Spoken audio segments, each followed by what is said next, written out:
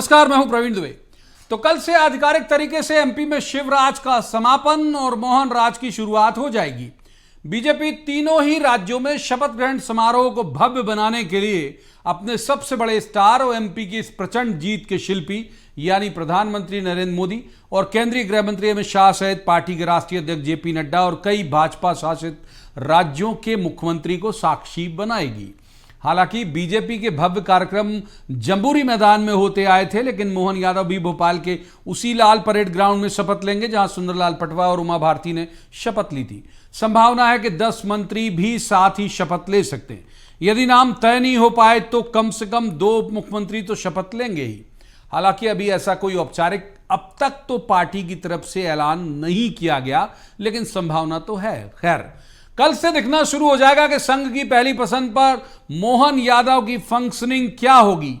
उनका प्रशासनिक कामकाज बतौर मंत्री तो सभी ने देखा है, लेकिन विभाग चलाने और सूबे को चलाने में जो चातुर्य का फर्क चाहिए उसका निष्पादन कल से ही दिखना शुरू होगा।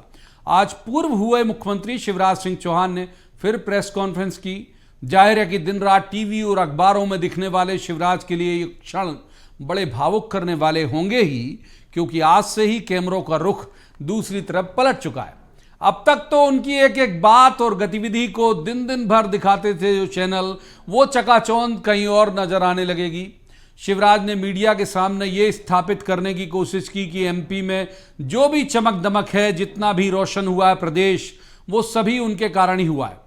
आज भी वो केंद्र के बड़े नेताओं को उसी विनम्रता वाले भाव में धमकाते नजर आए कि दिल्ली नहीं जाऊंगा, या फिर ये कहना कि अपने लिए कुछ मांगने से पहले मैं मर जाना पसंद करूंगा। शिवराज का जो व्यक्तिगत जनसंपर्क अमला है, इस लाइन को समझिएगा, वो कुछ महिलाओं के रोते हुए वीडियो वायरल करके ये स्थापित करने में लगा है कि जीत केंद्र की नहीं बल्कि लोकप्रिय मामा और महिलाओं के भाई की है। तो आज बात इसी पर करेंगे कि नए नवेले मुख्यमंत्री के सामने टीम बनाना कितनी बड़ी चुनौती साबित होगा। कैलाश विजयवर्गीय, प्रहलाद पटेल से लेकर बाकी के सांसद किस भूमिका में होंगे। शिवराज के करीबी मंत्रियों को नए कुंभ में जगह मिलेगी भी या नहीं, या वे केवल विधायक बनकर ही संतोष करेंगे। साथ ही यह भी समझेंगे कि चुनाव प्रचार की शुरुआत से पार्टी के नेताओं की सविनय अवज्ञा कर रहे शिवराज आखिर चाह क्या रहे हैं। क्या वे समानांतर तौर पर सक्रिय रहने की भूमिका बना रहे हैं? यदि हां, तो क्या ऐसा बर्दाश्त कर लेगी उनकी पार्टी? बहुतेरे सवाल जिन्हें लेकर एक खास पैनल के बाद जाएंगे और कहेंगे जवाब तो देना होगा, लेकिन रस्मन सबसे पहले आपको दिखाते हैं एक रिपोर्ट। देखिए।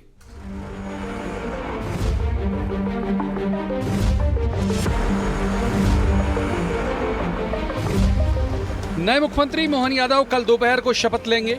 शपथ से पहले उन्होंने अपनी पार्टी के कई दिग्गजों से तो मुलाकात की ही, साथ ही विपक्ष के सबसे बड़े नेता कमलनाथ भी उनसे मिलने गए और आश्वासन दिया कि वे जिम्मेदार विपक्ष की भूमिका अदा करेंगे।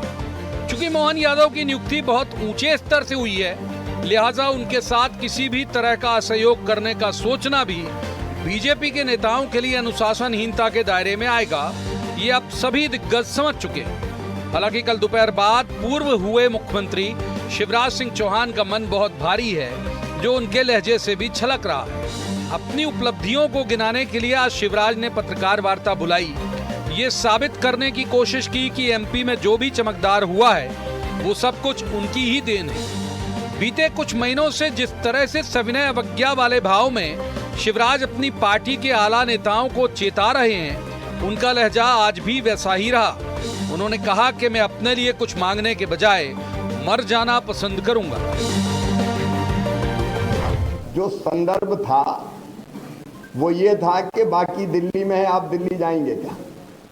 एक बात मैं बड़ी विनम्रता के साथ कहता हूं कि अपने लिए कुछ मांगने जाने से बेहतर मैं मरना समझूंगा। वो मेरा काम नहीं है, और इसलिए मैंने कहा था मैं दिल्ली नहीं जाऊंगा।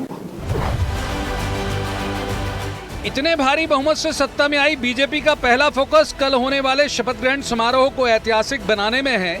आज दिन भर प्रदेश भाजपा अध्यक्ष वीडी शर्मा सहित कई बड़े नेताओं का दौरा समारोह स्थल की तैयारियों के लिए रहा। संभावना है कि पूर्व मुख्यमंत्री कमलनाथ भी इसमें शामिल हो सकते हैं। अभी तो बीजेपी की नई टीम पर विपक्ष बहुत सदी हुई टिप्पणी कर रहा है। दिलचस्प ये है कि विपक्ष का एक धड़ा शिवराज को त्यागी और ताकतवर नेता निरूपित कर रहा है, वहीं पार्टी के प्रदेश अध्यक्ष नए मुख्यमंत्री मोहन यादव से मिलकर उन्हें यथासंभव मदद की बात भी कह रहे हैं। प्रधानमंत्री जी पधार रहे हैं, उनका हृदय से स्वागत है। उन्हीं के नेतृत्व में मध्य प्रदेश को ऐतिहासिक विजय मिली है, इसलिए कल हमारे नव निर्वाचित मुख्यमंत्री आदरणीय मोहन यादव जी, उनका कल शपथ ग्रहण समारोह होगा। भारतीय जनता पार्टी ने जो तय किया है वे उन्होंने अपने सोच के अनुसार किया है। मैं आज मोहन यादव जी से मिला था, मैंने उन्हें शुभकामनाएं दी और कहा कि जहाँ तक मध्य प्रदेश के विकास की बात है हम पूरी मदद करेंगे। विरोधी दल अपना कर्तव्य पूरा करेगा। जो उजागर करने वाली बातें हुए मध्य प्रदेश के हित में हम लगातार करते रहेंगे। अब एमपी में एक नए युग की शुरुआत हुई है। ब्यूरोक्रेसी के लिए भी ये बिल्कुल नया अनुभव होगा, क्योंकि पोस्टिंग से लेकर प्रमुख सचिव बनते तक कई आईएएस अधिकारियों ने सिर्फ शिवराज को ही देखा है।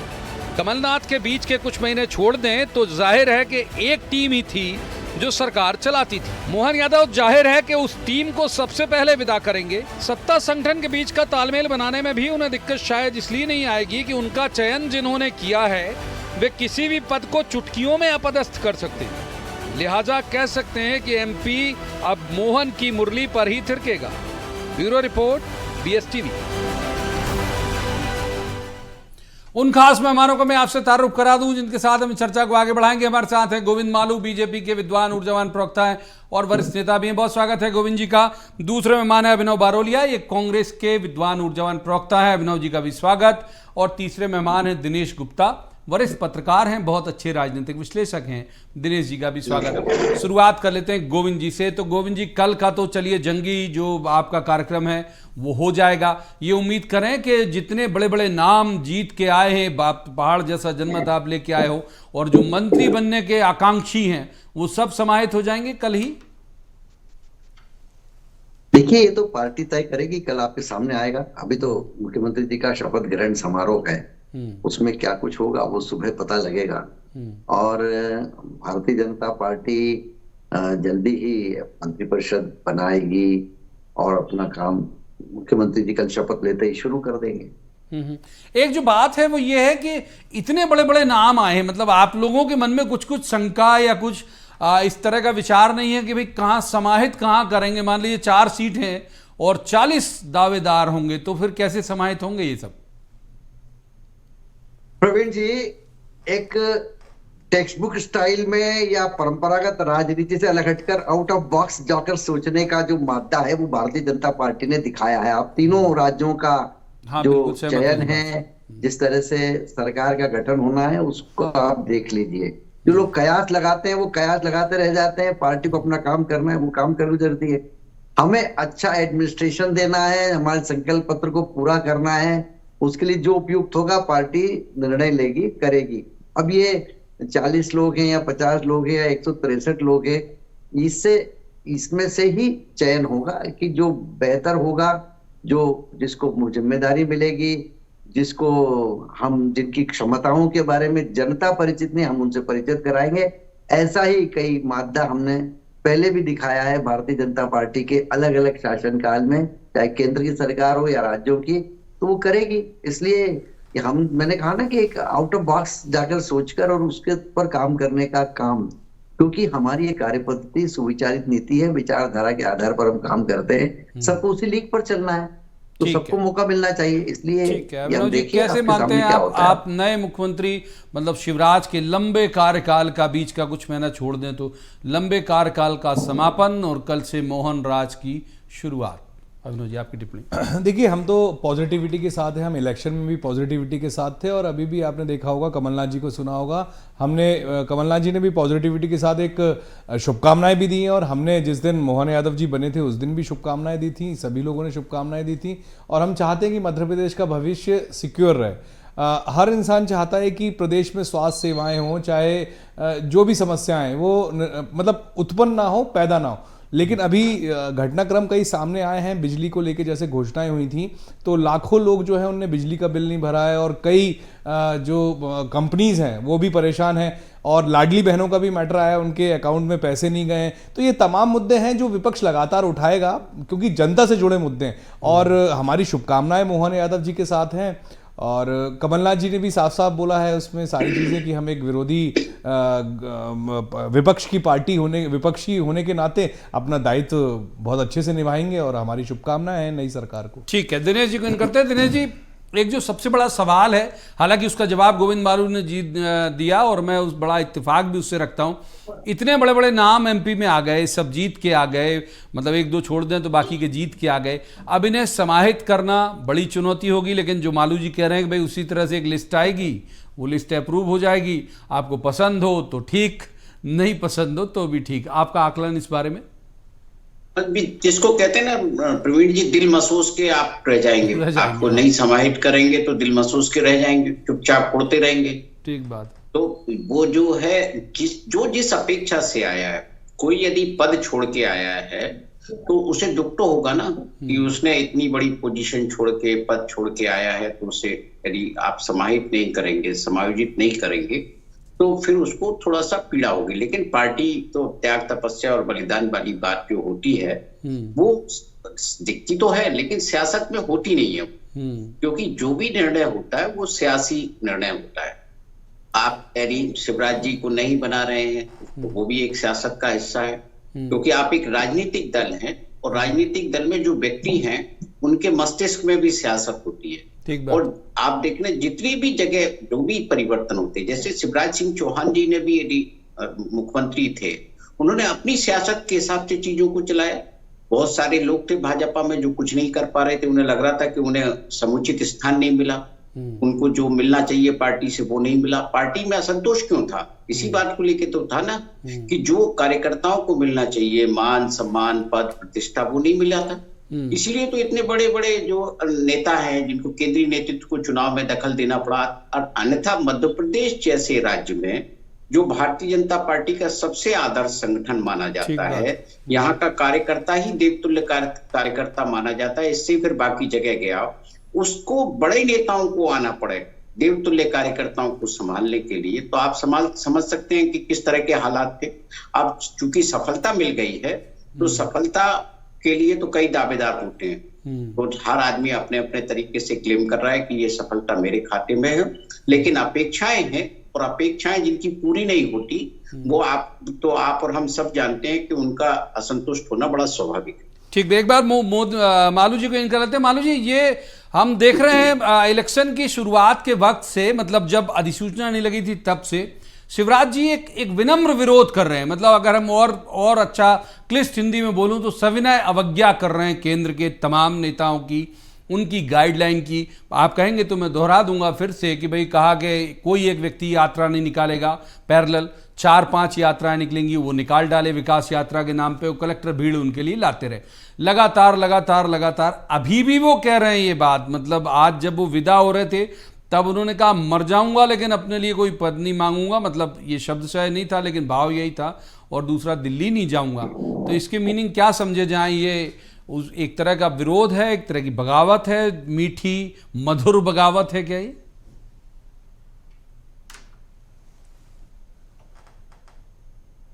मालूम सुन पा रहे हैं आप मुझे? जी नहीं देखिए, कोई इसको आप किस रूप में अपना विश्लेषण कर रहे हैं वो आपके लिए ठीक है, लेकिन वास्तव में कोई बगावत की जैसी बात नहीं। उन्होंने अपनी बात कही है और उन्होंने कहा है कि मैं पार्टी के लिए जो काम दिया है वो करूंगा, जो भी काम देंगे वो करूंगा। इतने दिन ये काम था तो ये किया। दायित्व परिवर्तन होता रहता है पार्टी में, अलग अलग लोगों को अलग अलग काम की जिम्मेदारी दी जाती है, फिर दूसरी जिम्मेदारी दूसरे को दी जाती है। तो एक सामान्य प्रक्रिया भारतीय जनता पार्टी के संगठन में है। इसलिए हम कहते हैं हमारे कार्यकर्ता के लिए, हम हर कार्यकर्ता के लिए काम, हर काम के लिए कार्यकर्ता है, ये संगठन की खूबसूरती है। तो उन्होंने कोई आप उसके कुछ भी अर्थ निकाले, लेकिन शिवराज जी सर आप विद्वान व्यक्ति हो, आप अर्थ निकाल के बता दो। आप अगर कह दो अभी आपसे कहते हैं कि मालू जी इंदौर नहीं रहोगे, आपको राजगढ़ रहना है 5 महीने पार्टी ने कहा, और आप बोलते हैं कि नहीं मैं राजगढ़ नहीं जाऊंगा, तो क्या अर्थ होगा उसका? देखिए ये हम लगातार, हमको कई जिम्मेदारी दी, हम तो कह रहे हैं हम हरियाणा बोला 4 महीने हम आ रहे हैं, हमको उत्तर प्रदेश नहीं, मैंने उदाहरण के तौर पे आपका नाम दिया। तो शिवराज जी कह रहे दिल्ली नहीं जाऊंगा, के मीनिंग क्या है? नहीं दिल्ली मतलब उनको ये कहना है कि सब लोग गए, मैं अपने लिए मांगने नहीं जाऊंगा, जो पार्टी को देना है वो दे। आप उसका और कुछ अर्थ निकाल रहे हैं, लेकिन उनका मंतव्य उस दिन भी यही था और आज भी यही है कि मैं मेरे लिए मांगने नहीं जाऊंगा, जो पार्टी को दायित्व देना है वो दे, और जो मुझे जिम्मेदारी देंगे वो मैं पूरी करूंगा, उनका ये कहना है। ठीक है अभिनव जी, शिवराज जी दुखी हैं, आप लोग और ज़्यादा दुखी हैं। मैं ट्वीट देख रहा हूं आपके जो मीडिया सेल के जो इंचार्ज हैं के मिश्रा जी का ट्वीट, उन्हें त्याग की प्रतिमूर्ति, बलिदान की प्रतिमूर्ति बता के आप लोग ट्वीट कर रहे हो। एक वक्त शिवराज जी को भर भर के कोसते थे आप लोग, अब पूरी पार्टी जो है, पार्टी से आशय, क्योंकि मैं तो ये मान चलता हूँ जो मीडिया का इंचार्ज है मतलब वो पार्टी का अधिकृत व्यक्ति है, वो अब सहानुभूति दिखा रहा है शिवराज जी के साथ, तो ये बदलाव की वजह? देखिए प्रवीण जी, मैं अभी बहुत सुन रहा था, गोविंद मालू जी हमारे बहुत सीनियर हैं और वरिष्ठ हैं और आदरणीय हैं, और लेकिन अभी जिस तरीके से वो सोच के बोल रहे थे, क्योंकि मैं लगातार काफ़ी सालों से इनके साथ डिबेट कर रहा हूँ, तो वो भी थोड़ा सा असहज थे। जिस तरीके से असहज शिवराज जी थे उसी तरीके से गोविंद जी भी हैं। और असहजता इसलिए दिखती है कि आप सोचिए कि 20 साल मुख्यमंत्री रहे हैं, वो बात के मिश्रा जी की भी बात उसी में इंक्लूड कर रहा हूं मैं, कि सभी लोग ये चर्चा कर रहे हैं कि आपने चेहरा किसी को रखा जिसने बहुत मेहनत करी, भले ही चाहे वो लाडली बहना योजना लाए हों और पब्लिक के बीच में जो मैसेज दिया हो। आज मतलब कई लोग चर्चा कर रहे हैं चौराहे पर कि अर्जुन सिंह जी के बाद शायद कोई मुख्यमंत्री ऐसे थे जो जनता के बीच में लोकप्रिय थे। अब उनकी विडंबना, जब अभी के मिश्रा जी ने तो कल ट्वीट किया था, लेकिन आज जैसा सुना गया और लगातार वो वायरल भी हो रहा है, कई लोग उनसे मिलने भी गए तो वो भावुक हैं, तो ये दिखाता है कि चेहरा कुछ है। मैं वही कहना चाह रहा हूँ, आपने चेहरा बना दिया कि ठीक है, ऐसा कोई चेहरा भी नहीं बनाया कि वो युवा है या कुछ है, ये सब दिख रहा है कि रबर स्टैंप है। तीनों जो मुख्यमंत्री बने हैं वो रबर स्टैंप की तरह दिख रहे हैं कि दिल्ली के हिसाब से, मोदी जी और शाह जी के हिसाब से जो चलेगा वो यहाँ सिस्टम में रहेगा, नहीं तो जो भी बगावती तेवर दिखाएगा या जो भी तेज चलने की कोशिश करेगा। किस रूप में लेती है मैं जाना नहीं चाहता, मुझसे पूछा उन्होंने, मैं तो जाना भी नहीं चाहता था गोविंद सर। पहली बार के विधायक को राजस्थान में बनाया है। देखिए आप, ये कोई क्रांतिकारी, आ जाऊंगा सर, आ जाऊंगा, समझ गया सर आपकी बात, कोई पार्टी नहीं ले सकती। मैं प्रवीण सर ने पूछा इसलिए मैंने ये बात बताई है, तो इसको कुछ ना कुछ मिलना ही चाहिए। ठीक है, कुछ ना कुछ मिलना चाहिए। एक बार दिनेश जी को इन करते, महत्वपूर्ण सवाल है, स्लिप हो जाएगा, दिनेश जी को इन कर लेते, माफ की जाऊंगा। दिनेश जी, शिवराज जी की पीड़ा जो लगातार छलक रही है, बॉडी लैंग्वेज से भी दिख रही है, चुनाव के पहले तक एक्ट से भी दिख रही थी। आप तो बहुत जागरूक जर्नलिस्ट हैं, आपसे क्या छिपा होगा, इसकी वजह क्या है? और ये रबर किस सीमा तक खिंचेगी, बीच में से टूट तो नहीं जाए? इलास्टिसिटी बनी रहेगी? बेचारे शिवराज, अच्छा, ये जो उनकी छवि बनेगी वो उसी तरह से आप देखिए कि जो जिस तरह से उनके विजुअल सामने आ रहे हैं, वो एक बेचारे का ही मैसेज देना है। आप देखिए पिछले 4 तारीख से आप देखेंगे उनकी जो एक्टिविटीज है, जिस तरह से लाडली बहनों के कार्यक्रम आयोजित कर रहे थे, महिलाओं के बीच जा रहे थे, तो वो, या इसके पहले उन्होंने मैं चुनाव लड़ूं कि नहीं लड़ूं उस तरह की बात कर रहे थे, मुझे लड़ना चाहिए कि नहीं लड़ना चाहिए, इस तरह का भी उन्होंने एक पब्लिक कॉल लेने, मैंने अच्छा काम किया है कि नहीं किया, तो मुझे मुख्यमंत्री बनना चाहिए कि नहीं बनना चाहिए। तो ये जो माहौल खींचने का काम है ना, ये शिवराज जी कर, और सहानुभूति वो ले रहे हैं जनता की कि वो मतलब उनके साथ गलत हुआ। अन्यथा ये सब चीजों की करने की आवश्यकता क्या है? पार्टी ने निर्णय ले लिया था कि आप मुख्यमंत्री का चेहरा नहीं है, तो आपको मान लेना चाहिए कि पार्टी के अनुशासित सिपाही है, और इस चीज के लिए ये सब चीजें करने की जरूरत क्या है? आप लोगों की भावनाओं को और ज्यादा यदि बाहर ला रहे हैं, तो इसका मतलब तो यही हुआ कि आप कहीं ना कहीं अपना राजनीतिक हित देख रहे हैं। आप देखिए प्रवीण जी, 4 दिसंबर को मध्य प्रदेश विधानसभा का विघटन हो गया था। कोई विधानसभा पुरानी वाली नहीं थी जिसके शिवराज जी मुख्यमंत्री थे। उन्होंने विघटन के बाद भी इस्तीफा नहीं दिया था कि वो कार्यवाहक बनने के लिए राज्यपाल को मौका दे, कल दिया उन्होंने। तो ये अपॉर्चुनिटी वो क्यों अपने पास रखना चाहते थे आखिरी वक्त तक कि सब वो मुख्यमंत्री पद पर बने रहे? क्योंकि वो ये जो है आसानी से पद नहीं छोड़ना चाहते थे, छोड़ना चाहते होते, पार्टी की बात मानना चाहते होते। वो मैसेज क्या दे रहे थे लगातार इसी तरह का कि मैं तो हूं अभी यही, मैं आप 1500 कर दूंगा, 3000 कर दूंगा, बहनों को कमेंट भी कर रहे थे बकायदा। हाँ, राजनीति में इशारे काफी होते हैं। आप तो देखिए ना, 3 तारीख को कह दिया था उन्होंने, मैंने जो वादा किया श्योपुर गए थे, कंटिन्यू सभी के गए। तो जिस तरह की उनका जो एक्ट था, वो एक्ट ऐसा था कि वो लग रहा था कि पार्टी नेतृत्व इस दबाव में आ जाएगा, जन भावना के दबाव में आ जाएगा। ठीक है, मालू जी को इन कर लेते हैं। मालू जी, आप लोग ठीक है वोट ले आए, बहुत जबरदस्त तरीके से 163 सीटें ले आए, वो जन समर्थन जुटा रहे हैं, वो तो मतलब एक तरह का अपने लिए ये करा रहे हैं जनमत सर्वेक्षण कि भाई मैं सबसे लोकप्रिय मुख्यमंत्री था, मुझे क्यों हटना चाहिए। तो कान में बोल दीजिए शिवराज जी को धीरे से कि साहब आप चेहरा नहीं थे, अब मत करिए। देखिए प्रवीण जी, मैंने फिर कहा आपको कि वो तो हमेशा सक्रिय रहे हैं और रह रहे हैं और आगे भी रहेंगे, तो इसको इस रूप में क्यों लेना चाहिए। वो जनता के नेता हैं, जनता उन्होंने मुख्यमंत्री रहे, लगातार अध्यक्ष प्रदेश अध्यक्ष भी रहे, तब भी वो लगातार जनता के बीच में रहे, जाना आना उनका लगातार रहा और आगे भी रहेगा। 29 लोकसभा के चुनाव जब आएंगे तब भी वो जाएंगे, तो इसको इस रूप में नहीं लेना चाहिए कि वो कोई दबाव बना रहे हैं, जा रहे हैं तो क्यों जा रहे हैं, क्यों आ रहे हैं। इससे देखिए इस तरह से नहीं, उन्होंने खुद ही ने कहा कि मैं तो पहले दावेदार था ना आज दावेदार हूं और मैं अपने लिए कभी नहीं जाऊंगा। तो ये तो सहजता की बात है ना, उन्होंने सहज रूप से स्वीकार किया और सहज रूप से स्वीकार किया। भाई जिम्मेदारी बदलती रहती है, हमको स्वीकार करना चाहिए और हम स्वीकार कर रहे हैं उसको। उन्हें समझा दीजिए सर, मत दीजिए आप, उन्हें भी समझा दीजिए यही बात। वो कोई दबाव बना रहे हैं सर, मरने जीने की भारतीय जनता पार्टी में सब संभव नहीं है और भारतीय जनता पार्टी का जो कार्यकर्ता वो समझता है कि हमको क्या करना चाहिए और विचार के लिए काम करता है, उसको मालूम है। अभिनव जी बहुत इस सब से गदगद मत होइए, वो कह रहे हैं कि अनुशासित पार्टी है बीजेपी की, वो अपने हिसाब से हैंडल कर लेंगे चीजों को, अभी तक भी हैंडल हो गया। आपके पास संख्या बल भी सीमित, खिलाड़ी भी कम, इनके पास बड़े बड़े खिलाड़ी हैं, संख्या भी बहुत है, तो आने वाला दौर आपके लिए कितना सुरक्षित आपको लगता है एमपी में भाई? देखिए हम जानते हैं कि मतलब जिस पे मंथन चिंतन भी है कि हम क्यों हारे, क्या उसके कारण है, कई चीज़ें सामने भी आई हैं, कई विधायकों ने अपने रीजंस बताए, 100 से 150 विधायकों ने रीज़न बताए हैं।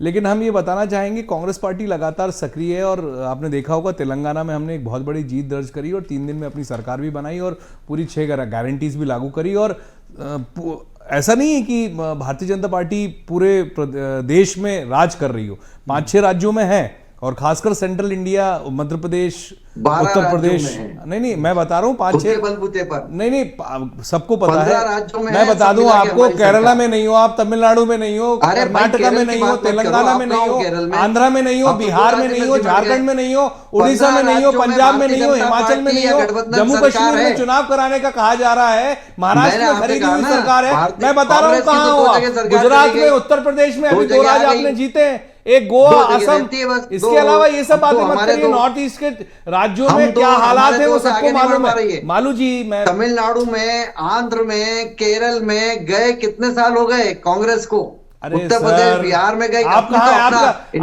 कभी एक सीट भी जीत पाए आप तमिलनाडु में 25 साल से? आप सोचिए, आप कहीं नहीं है साउथ इंडिया में, कितने राज्य गिनाऊं? यहाँ पे आप बस आके और हो हल्ला करने लगते कि अरे इवेंट करने के लिए यहाँ सेंट्रल इंडिया मिलता है तो खूब करते हैं। 20 साल से शासन होगा भाई, आपको किसने रोका सरकार बनाने से? पब्लिक ने रोका ना। मालू जी रोकिए एक नहीं, मैं समझ रहा हूँ प्रवीण जी आपकी बात की, पब्लिक ने जो भी कारण रहे हैं, हम सारी चीज, हम किसी पे आक्षेप नहीं लगा रहे हैं। हमने कई नेताओं ने भी हमारे बोला है कि ईवीएम और सारी चीजें सामने आई हैं, लेकिन हम इतना जानते हैं कि हम जो मेहनत जनता के लिए कर रहे हैं उसका रिजल्ट जो हमें मिलना चाहिए वो बेहतर नहीं मिल पा रहा। ठीक है, दिनेश जी को इन करते हैं सर, वक्त दिया दोनों पॉलिटिकल गैस को, दिनेश जी को इन करते हैं। दिनेश जी, इतने बड़े बड़े नाम अभी भी हैं, इन्होंने एक तरह का इलाकाई संतुलन भी साध लिया, अभी शुरुआत में जातिगत संतुलन भी साध लिया कि भाई चलिए ओबीसी सीएम हो गए, एससी एक डिप्टी सीएम हो गए, ब्राह्मण एक डिप्टी सीएम हो गए, तुम्हारे क्षत्रिय जो हैं वो ठाकुर हैं वो विधानसभा अध्यक्ष हो गए, तो ग्वालियर चंबल भी सधा, मालवा निमाड़ भी सधा, बिंद भी सधा, बहुत सारे इलाके, महाकौशल बाकी है अभी, बुंदेलखंड बाकी है अभी, और उस तरह की कुछ जातियां भी बाकी, ट्राइबल अभी तक इन नहीं हुए। ये साधना आपको नहीं लगता बड़ा चैलेंज होगा मोहन जी के लिए? स्वाभाविक तौर पर, इसीलिए आपको कहावत है ना प्रवीण जी, एक साधे सब साधे, तो वो जहां साध रहे हैं तो ये नीचे के लोग, उनके लिए बहुत बड़ा चैलेंज नहीं हो, वो कोशिश भले ही करें। या प्रधानमंत्री जी ने यदि उनको फ्री हैंड दिया है, उनको यहाँ मध्य प्रदेश में मुख्यमंत्री बनाया है, तो मुझे नहीं लगता कि जो लोग दिल्ली से भोपाल आए हैं वो भोपाल में कोई समस्या पैदा करेंगे, क्योंकि फिर उनको पता है कि यदि मोहन यादव जी को यदि किसी तरह का कोई छेड़छाड़ हुई या अस्थि करने, हमने भी अपने पैकेज में कहा अनुशासनहीनता ही माना जाएगा उनको टच करना, हाँ उसी में माना जाएगा। और कोई भी आदमी इस तरह की रिस्क नहीं लेगा, क्योंकि आगे देखिए 2024 का लोकसभा चुनाव है, हो सकता है कि कुछ लोग वापस चले जाए, वापस केंद्र की राजनीति में चले जाए, वहां तो स्पेस अभी है ना, अभी वो जगह तो भरी नहीं है, कुछ लोगों को एडजस्ट कर ही सकते हैं। जब नई सरकार आएगी केंद्र में तब भी कुछ लोगों को ले सकते हैं, तो स्कोप अभी है। और अभी स्कोप तो हो सकता है कि संगठन में भी महत्वपूर्ण जो परिवर्तन फेरबदल होंगे उसमें भी कोई स्कोप होगा, क्योंकि जो केंद्र में जाना चाहता है, अभी फग्गन सिंह कुलस्ते विधानसभा का चुनाव हार गए, तो आगे पार्टी को तय करना है उनको क्या करना है क्या नहीं करना। बहुत सारे अभी समीकरण साधना बाकी है, क्योंकि उसके लिए वो पार्टी इंतजार कर रही है कि 24 का चुनाव और निपट जाए, इसके बाद जो अगले 5 साल मध्य प्रदेश में जिस तरह की रोड मैप होगा, छत्तीसगढ़ में होगा, राजस्थान में होगा, तो वो तब उस वक्त सामने आएगा कि जो आगे की भाजपा की जो रणनीति है वो किस तरह की। अच्छा, आपको एक बहुत संक्षेप में, बिल्कुल वक्त फिसल गया हाथ से, लेकिन मैं पूछ जरूर लेता हूं। ये अब दो प्रमुख पद तो उजागर हो गए, 3 प्रमुख पद हो गए, भाई डिप्टी सीएम हो गया, सीएम हो गया और विधानसभा अध्यक्ष हो गया, तो ये बड़े नाम आपको लगता है मंत्रिमंडल में शामिल हो सकते हैं या फिर नहीं? संभावना कम है, जिस तरह का हम देख रहे हैं दृश्य, उसमें संभावना कम है। इन लोगों को मौका देना है 4-4 ठीक है सर, माफ कीजिए, वक्त इजाजत नहीं देता, आपको रुकना पड़ेगा। बहुत बहुत शुक्रिया तीनों मेहमानों के इस चर्चा में शामिल होने के लिए। लेकिन ये बात दिलचस्प है, जैसे जिससे हमने शुरुआत करी कि एक नए युग की शुरुआत देख रहे होंगे। बहुत सारे बच्चे जो उस समय पैदा हुए होंगे, जिन्हें सीएम हमेशा शिवराज को देखा, वो अब देखेंगे मोहन यादव को, और जिस तरह की उनकी काबिलियत है, जिस तरह की उनकी तालीम है, उससे उम्मीद की जानी चाहिए कि मध्य प्रदेश को एक बेहतर मुख्यमंत्री आने वाले दौर में मिलेगा। कितनी मदद उन्हें अपने पार्टी से मिलेगी, कितनी मदद ब्यूरोक्रेसी से मिलेगी, ये आने वाला वक्त बताएगा। आज की चर्चा में इतना ही। कल किसी खास मसले पर खास पैनल के साथ बैठकर कहेंगे जवाब तो देना होगा। आप देखते रहिए BS TV।